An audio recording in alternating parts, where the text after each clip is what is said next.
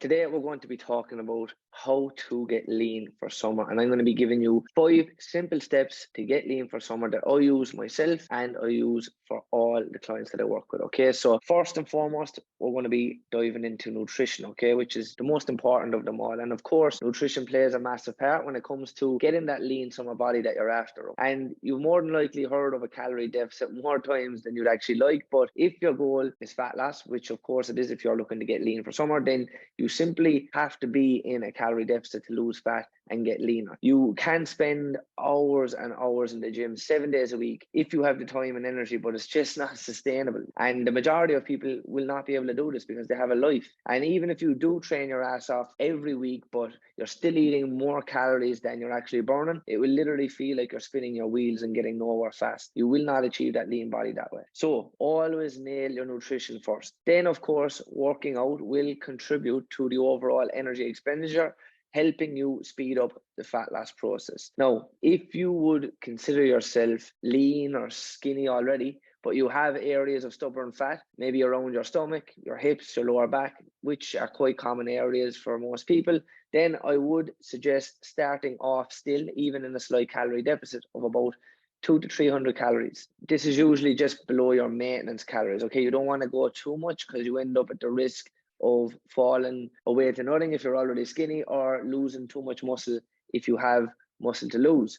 And to get rid of unwanted body fat, you want to be in a slight deficit and then adjust your calories accordingly whenever you kind of hit a fat loss plateau. This doesn't mean that you can't strength train as well while focusing on and getting lean. It's very important that you do so if you really want to kind of chisel lean physique. And I'd still recommend resistance training and lifting as heavy as you can when it's safe to do so, of course. This helps build and preserve muscle while you are going through this cutting phase and focusing in on getting lean. You don't want to be on the beach looking skinny. You're going to want those beach body muscles, right? So it is important that you still strength train while you are cutting body fat and trying to get this lean physique. Anywhere between 4 to 5 sessions, even as low as 3, would be more than enough to do this, okay? Now, step number 2 would be steps, right? Which is quite simple. This is probably the easiest thing you can do to help you progress towards your goals, and often it can be overlooked because people might just think that it's because it's not strenuous or not considered a workout that it won't actually do much for you. But you burn so much more from your daily steps than you actually will in a workout if you do the right amount. The more active you are, the more energy is being expended, which contributes to fat loss when trying to get lean. Okay, so to do this, what I recommend to keep track of your steps is get a smartwatch, or if you don't have a smartwatch, even use your phone to track your steps. You should be aiming to hit 10K daily as a minimum, okay? Especially if you're aiming to get lean, right? That should be the minimum.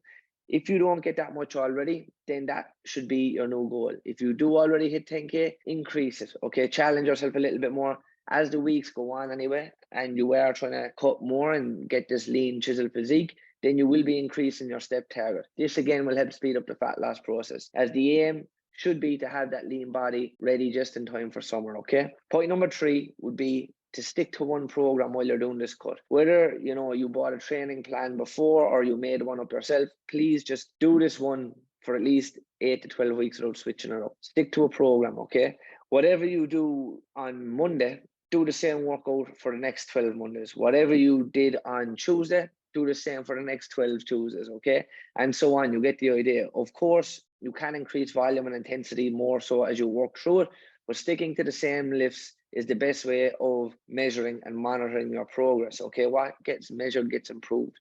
I want you to write down your weights you're lifting as well, either in a notebook or track it through an app, and then each week try and do better than you did last week, whether it's even an extra rep or 2, or just increasing the weight slightly. Maybe you're slowing down the movements, you're focusing more on the time under tension, or you're shortening your rest periods. These are all different ways that you can progressively overload. But by week 12, you will be able to look back on week 1 and see how far you've actually come, right? So when the aim is obviously to get as lean as possible, then, you more than likely won't be progressing each week, especially towards the end of a cut. So the most important thing here is that you still focus on your strength.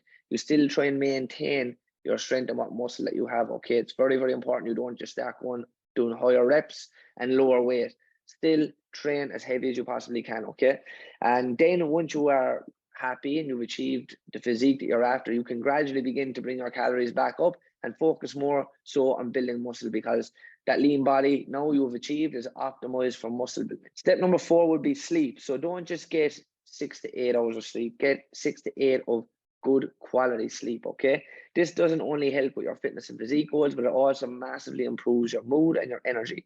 When you don't get enough sleep, or good quality sleep for that matter, then your day is already off to a shit start.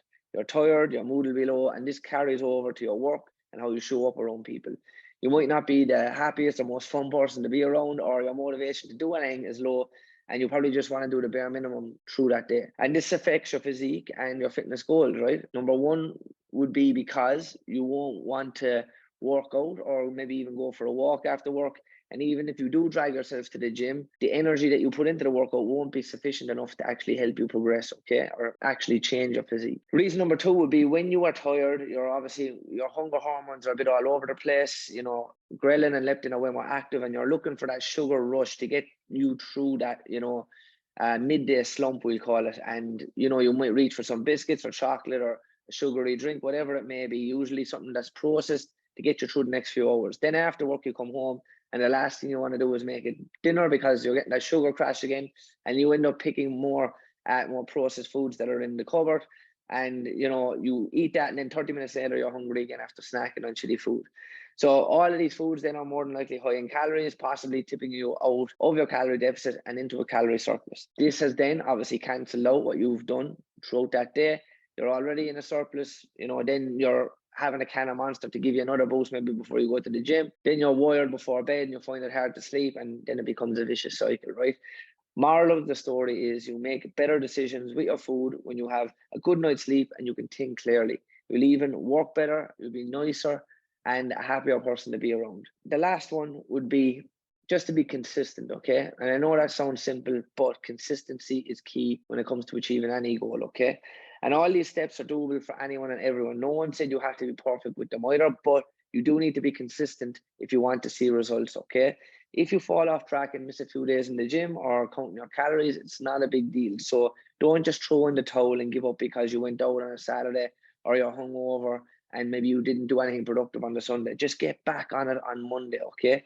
Get rid of that all or nothing approach. Just because you didn't get your steps in doesn't mean you shouldn't even bother to work out or count your calories or aim for a good night's sleep. As I said, you don't have to be perfect and get everything done every single day. The more often you do it, the more you are instilling that habit over time, and it will become second nature. You might have been hoping, look, for some 5 magic tips that are going to get you this lean physique, but it really is that simple. Once you just put in the work, and if you don't change anything in your current lifestyle, then don't expect to achieve that summer body that you're after. And of course, having the exact nutrition and macros and calories and having someone in your corner to keep you accountable, and just having all that knowledge, support and guidance obviously will contribute to your success and getting you there so much quicker. But look, this information is free. It's out there online. I broke it down here and simplified it for you. It is straightforward and it's simple, and I have no doubt that you would be able to achieve this lean body. The thing that is usually holding you back is yourself. You just need to get out of your own way sometimes, okay? So forget how you feel and whether you feel like putting in the work or not, and ask yourself, do you really want to achieve your goals once and for all, whether that be to get this lean body for the summer that you've always wanted? If the answer is yes, then you know what to do, and no one can actually do it for you. Only you can do the work. No one is coming to save you. I hope that helped, and yeah, let me know if you have any questions on any of the above.